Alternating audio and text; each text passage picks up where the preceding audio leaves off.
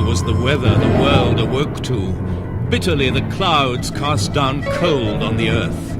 Bleakly the snow blustered and beasts were frozen. The whistling wind wailed from the heights, driving great drifts deep in the dales. By bluffs where boughs were bare they passed, climbed by cliffs where the cold clung.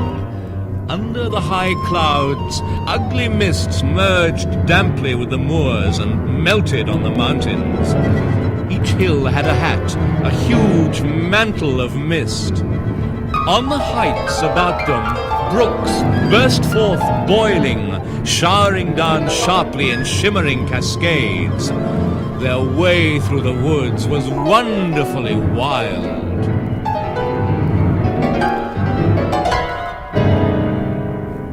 And there goes the bell for the 3rd month, and winter comes out of its corner looking groggy.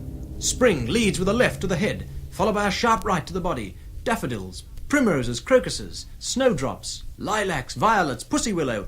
Winter can't take much more punishment, and spring shows no signs of tiring. Tadpoles, squirrels, bar lambs, badgers, bunny rabbits, mad March hares, horses and hounds. Spring is merciless. Winter won't go the full 12 rounds. Bobtail clouds, scallywaggy winds, the sun a pavement artist in every town. A left to the chin and winter's down. 1, tomatoes. 2, radish. 3, cucumber. 4, onions. 5, beetroot. 6, celery. 7, and innie. 8, amount. 9 of lettuce. 10 for dinner. Winter's out for the count. Spring is the winner.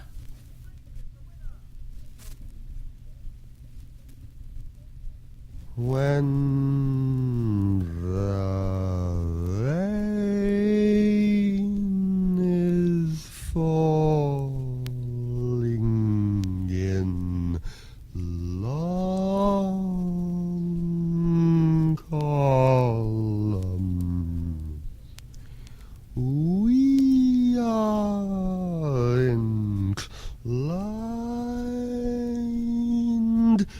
to forget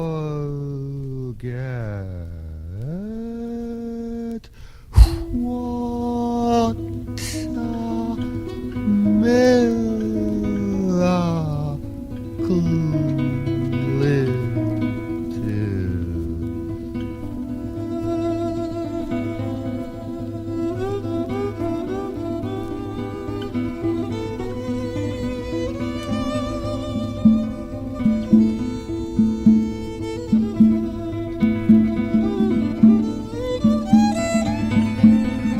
Water always running, red stone, the soft walls stand around the courtyard with the well in it. The water always running, and at midday the song of the threshers going round and round with their horses, staggered on the gentle slope in 3 circles, singing always to keep awake in 3 circles, while the ants sting humans, singing to keep awake the threshers. Always the water running in the well, and the mountains edging slowly round the basin, turning round the threshers as they whip their horses, moving flies and corn and singing, moving the song from each of the 3 circles turning, and the water turning in the well, always singing to keep from waking, from threshing and singing. A house of 5 nights. The song rises to a wailing. A house of 5 nights. Its well splashing water. Aye! The basin is burning at the centre. The mountains are walking inwards. The maiden at the well is steaming and hissing songs of 5 nights. A bell clangs. The song subsides into the earth. The threshers turn in 3 circles, staggered on the gentle slope of of the basin.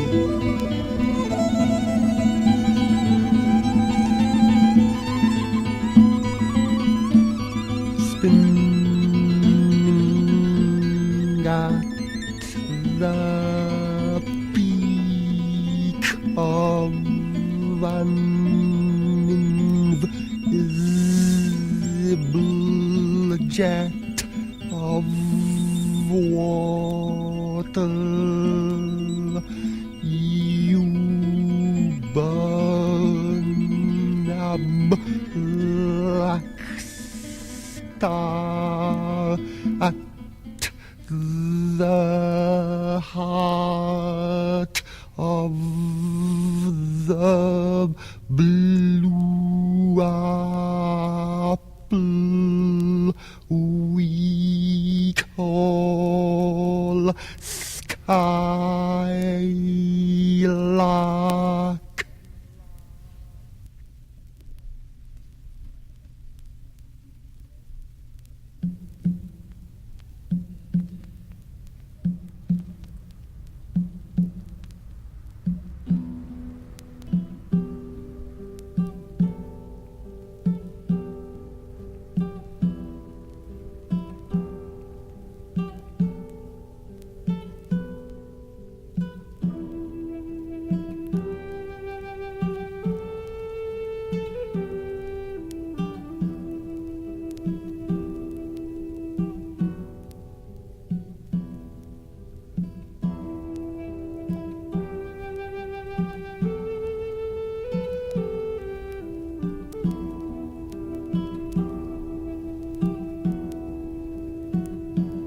The great Koonak mountain in the south yonder, I see it.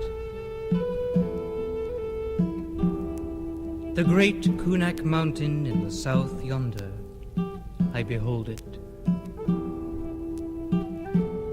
The gleaming light in the south yonder, I look at it.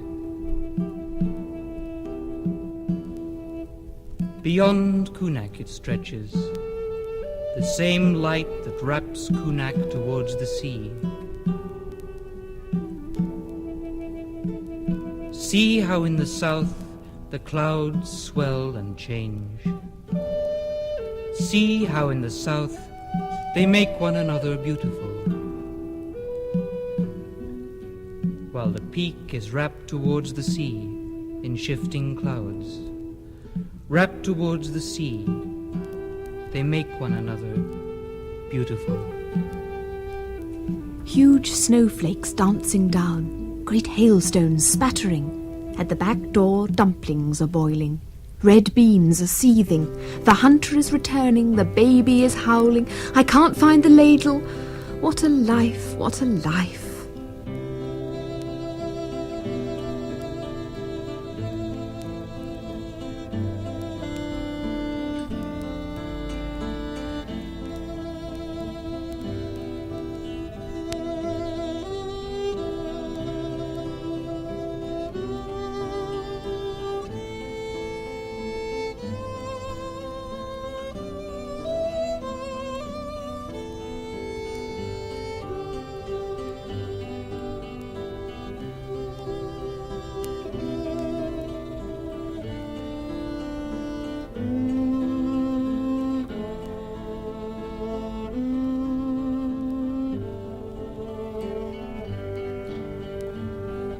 In the gloom of whiteness, in the great stillness of snow, a child was sighing and bitterly saying, "Oh, they have killed a white bird up there in her nest.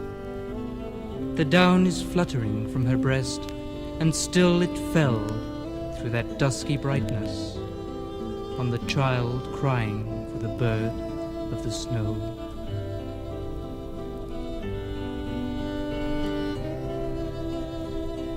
I wonder why my song to be that I wish to use, my song to be that I wish to put together, I wonder why it will not come to me.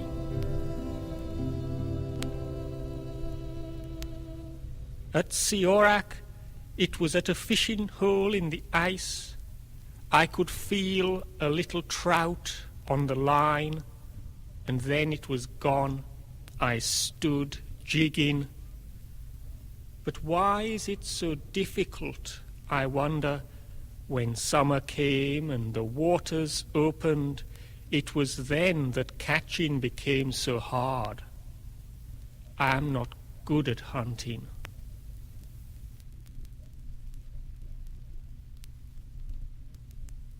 Mother, let us imagine we are travelling and passing through a strange and dangerous country. You are riding in a palanquin, and I am trotting beside you on a red horse. It is evening, and the sun goes down. The waste of Joradigi lies wan and grey before us. The land is desolate and barren. You are frightened and thinking, I know not where we have come to. I say to you, Mother, do not be afraid. The meadow is prickly with spiky grass, and through it runs a narrow, broken path. There are no cattle to be seen in the wide field. They have gone to their village stores. It grows dark and dim on the land and sky, and we cannot tell where we are going. Suddenly you call me and ask me in a whisper, What light is that near the bank?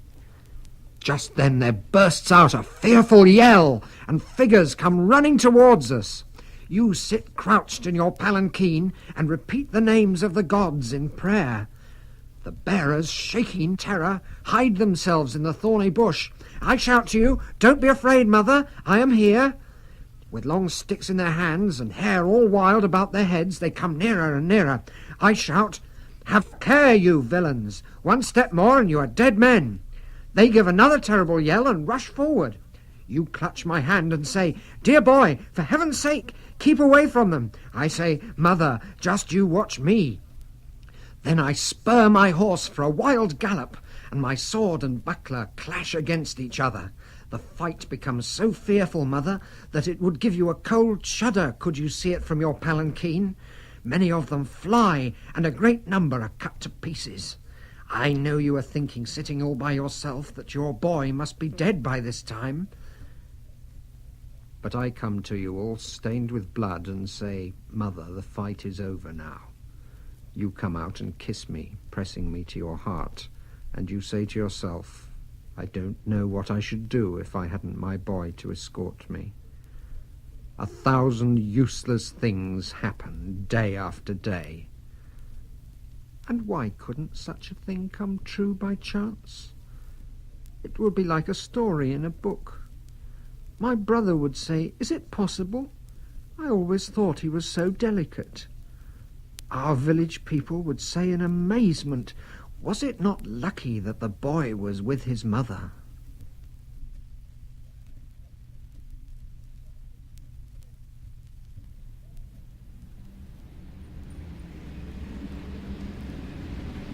On a squeaking cart they push the usual stuff. A mattress, bed ends, cups, carpets, chairs, 4 paperback westerns. 2 whistling youths in surplus US Army battle jackets remove their sister's goods. Her husband follows, carrying on his shoulders the son, whose mischief we are glad to see removed, and pushing, of all things, a lawn-mower. There is no grass in Terry Street. The worms come up cracks in concrete yards in moonlight. That man, I wish him well. I wish him grass.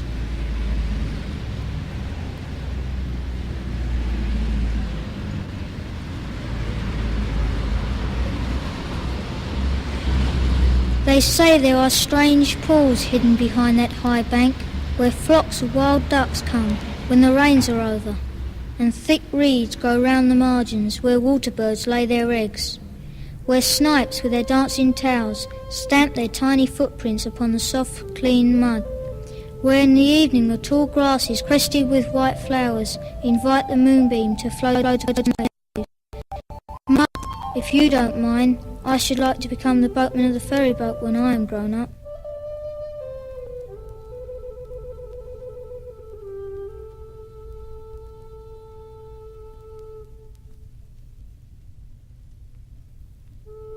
I saw her amid the dunghill debris, looking for things, such as an old pair of shoes or gaiters. She was a young woman, a tinker's wife. Her face had streaks of care like wires across it, but she was supple as a young goat on a windy hill. She searched the dunghill debris, tripping gingerly over tin canisters and sharp, broken dinner plates.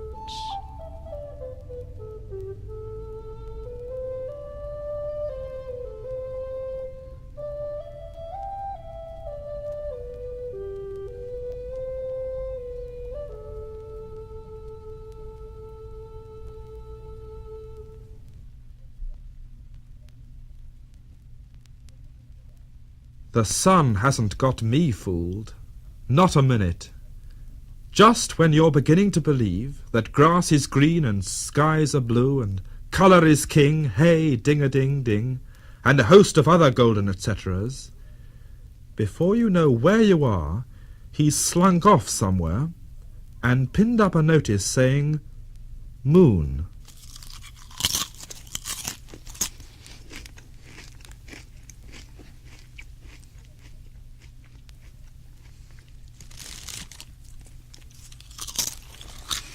Last night I was reckless.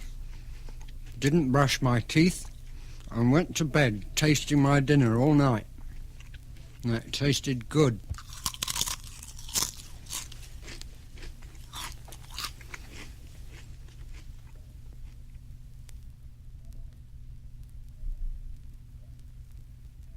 To me, tonight, the town is beautiful. Great fruitcake slabs of light from shops. Signals in cherry, orange, gooseberry. There are almost elephants. No, I've had nothing stronger than tea, but I'm drunk on the town, and all the people seem to know each other. Sodium lights create great indoors, but trunks of trees soar up into the night we cannot see. Yes, tonight the town is beautiful. Triumphs, jaguars, a jingling camel train. There almost are elephants.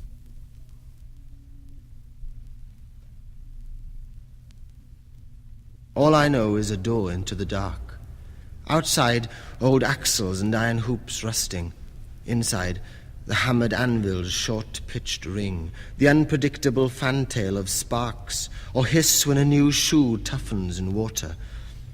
The anvil must be somewhere in the centre, horned as a unicorn, at one end square, set there immovable, an altar where he expounds himself in shape and music. Sometimes leather-aproned, hairs in his nose, he leans out on the jamb, recalls a clatter of hoofs where traffic is flashing in rows, then grunts and goes in. With a slam and flick, the best real iron put to work the bellows. The wind is loud, raps noise about the house. Night is a dark factory making sounds. Outside the town, the last few trees plead, begging a reprieve, but find they have no ground. Here the walls are crumbling, windows tremble. A new crack has spidered over the plaster. The house should be disposed of before it falls down. But who in his right mind would be its master? Above this varicosed ceiling, the children sleep. Restlessly they mutter in the house's brain. The eldest has a bag packed, ready under the bed. Will leave tomorrow on an early train.